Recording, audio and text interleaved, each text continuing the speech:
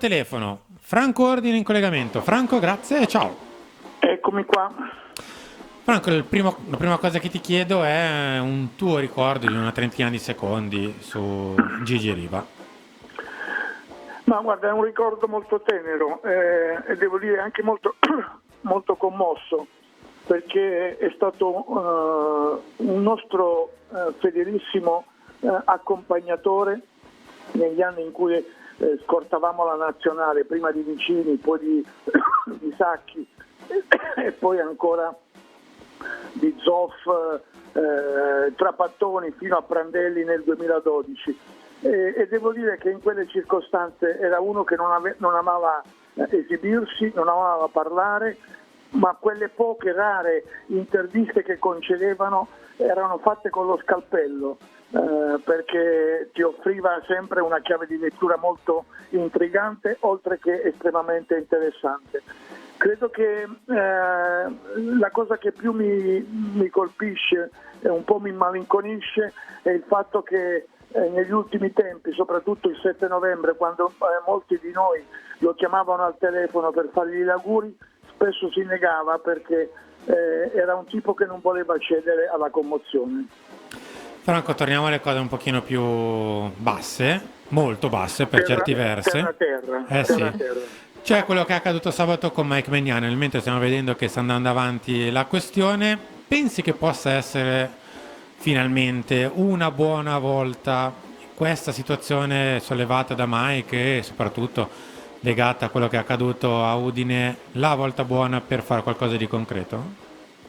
Ma guarda, spero che sia la volta buona, non ho grande fiducia, detto molto espressamente dopo aver letto il dispositivo del giudice sportivo che riconosce la gravità dell'evento, soprattutto dopo i due annunci e dopo il ritorno in campo di Maignan, e quello stadio se la cava solo con una giornata di chiusura.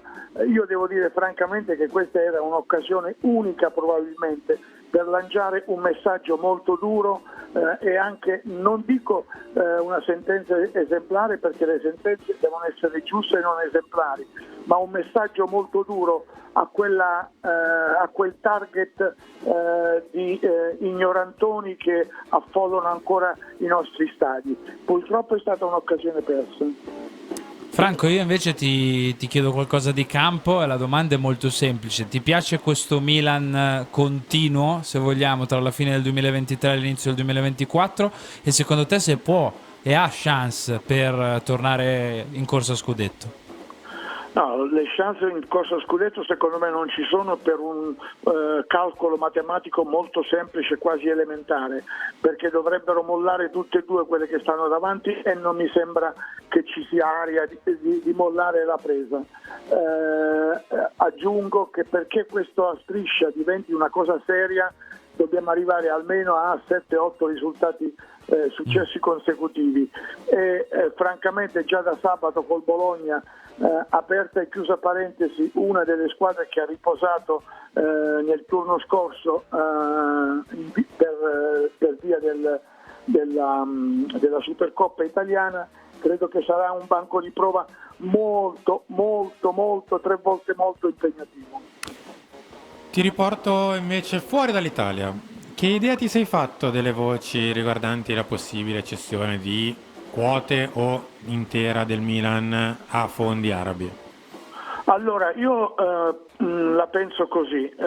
Nella mia vita professionale sono stato abituato a comportarmi in questo modo, e cioè quando il mio interlocutore o comunque la mia fonte mi dava 9 dritte e una storta, io da quel momento della storta cominciavo a prendere le distanze.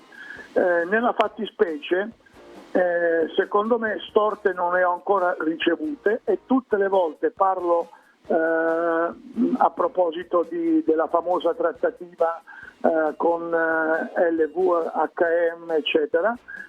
Ho sempre dato retta alla fonte che mi diceva di non abboccare all'amo, tanto è vero che quella vicenda è finita in un tribunale per truffa.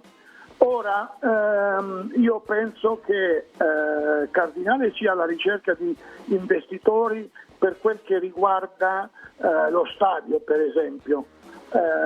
Credo anche che sia alla ricerca di investitori probabilmente per assottigliare l'ammontare del debito nei confronti di Elliott. Di una cosa sono sicuro, che sia Cardinale che Elliott, che comunque in questo momento è comunque cointeressato, avendo da riscuotere ancora un pezzo del prezzo stabilito, secondo me piuttosto che darlo a un arabo, a uno sceicco, amico di Maldini, secondo me prendono il Milan e se lo mangiano.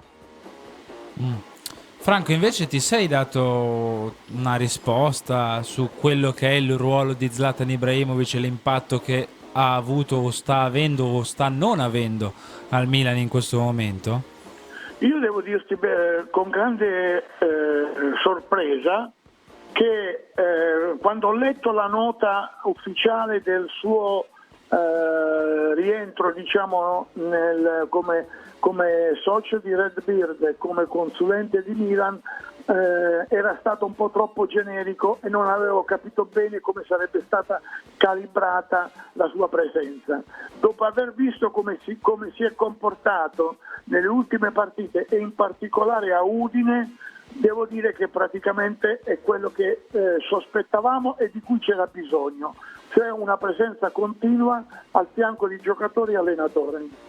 L'ultimissima domanda che ti faccio, Franco, è un sì o un no. Il Milan ha bisogno di un difensore nei prossimi 6-7 giorni di mercato? Ecco, allora la mia risposta è assolutamente sì. Già. Va bene, Sono direi d'accordo. che è abbastanza chiaro. Si è capito? Si è capito. Per l'ultima Meno I, male. sì. Franco, grazie. Alla Saluti, prossima. cari. Ciao, Saluti. ciao. Buona Franco. giornata. Salutiamo Franco Ordine del giornale.